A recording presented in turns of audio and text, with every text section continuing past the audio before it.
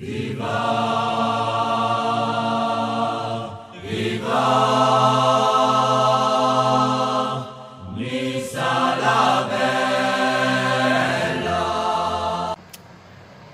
bonjour à Mitnissart.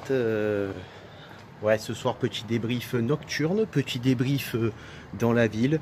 Ouais, parce que bon, passé une petite soirée, tu vois, et on a regardé le match et tout. Et franchement, que dire de ce match? Je vais m'arrêter tranquille. Bon, les gens ils me regardent, c'est pas grave. Mais que dire de ce match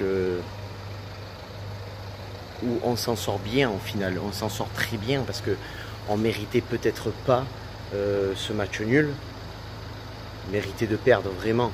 Parce que quand tu vois que la seule action de la première mi-temps, c'est une action de Les Melou sur un centre de Saint-Maximin qui déborde sur la gauche et qu'au final ça donne rien, et que toute la première mi-temps, c'est Caen qui a dominé quand même, c'est Caen qui a dominé, il faut le dire. Donc ouais, match très compliqué, match où Caen a eu les occasions, match où Caen a proposé le jeu, parce que tout le long de la première mi-temps, c'est quand même Caen qui propose le jeu quand même.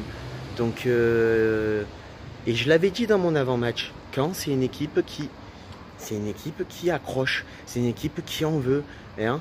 Et quand tu vois que les 20 premières minutes, c'est Caen qui domine quand même, c'est Caen qui a les actions, hein. Toute la première mi-temps, on n'a eu qu'une seule action, hein, c'est à la 3e minute, basta, fini campagne, après plus rien, nada, fini, tu vois.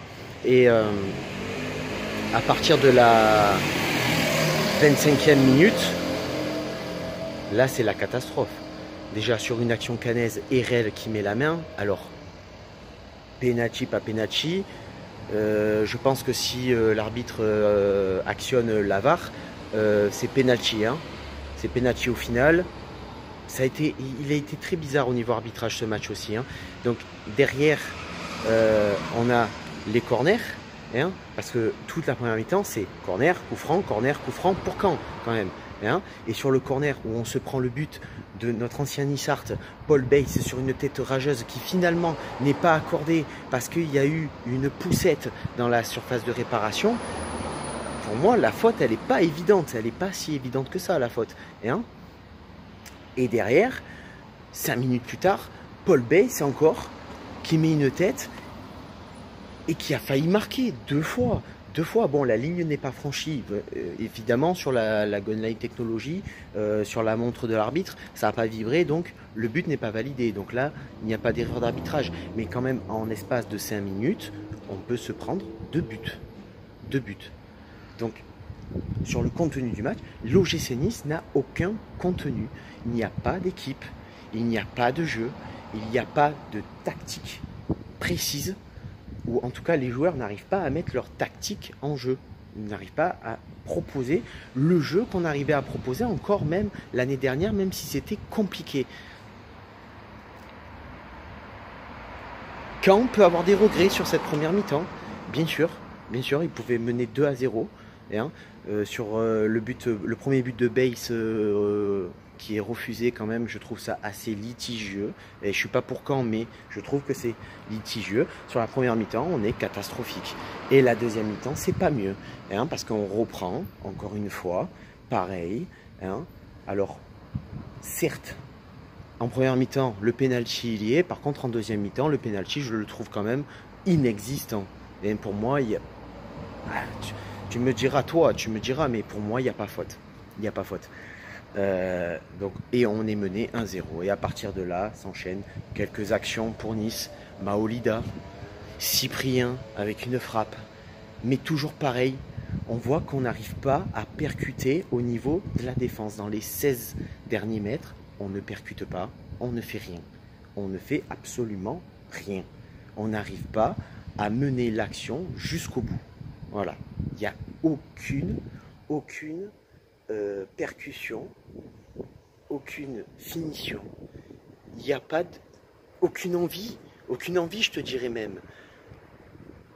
C'est deuxième mi-temps catastrophique. Et on commence comme l'année dernière en début de saison, on commence à proposer notre jeu dans les 10 dernières minutes. Dans les 10 dernières minutes, ou quand même coaching gagnant de Patrick Vieira qui fait rentrer Ganago, qui quand même avait dit oui, Ganago il n'est pas prêt, naninana, physiquement, enfin il a joué avec la réserve, il a marqué, il rentre, il marque quand même sur un débordement de Boscali sur le côté gauche, et qui fait un centre, il surclasse le défenseur canet, il met sa tête et bim, ça fait but. Et après il dit que Ganago, il n'est pas prêt physiquement. Bien sûr que s'il est prêt, ce joueur, il était déjà prêt l'année dernière, il est encore plus prêt cette année. Voilà, tu vois. Et on a proposé notre jeu en fin de match. Et si c'est comme ça toute la saison, ça va être compliqué, papa. Ça va être très très dur de jouer. Et je pense qu'on va viser le bas de tableau si ça continue comme ça. Ok, l'équipe, elle n'est pas prête, elle n'est pas finie, elle est encore en cours de formation. Mais putain, ça va être compliqué, les gars. Ça va être très compliqué. Donc pour le petit jeu des pronostics, eh ben, personne n'a donné le bon pronostic. J'ai eu des 3-1 pour Nice, des 2-0 pour Nice. J'ai eu des 2-2.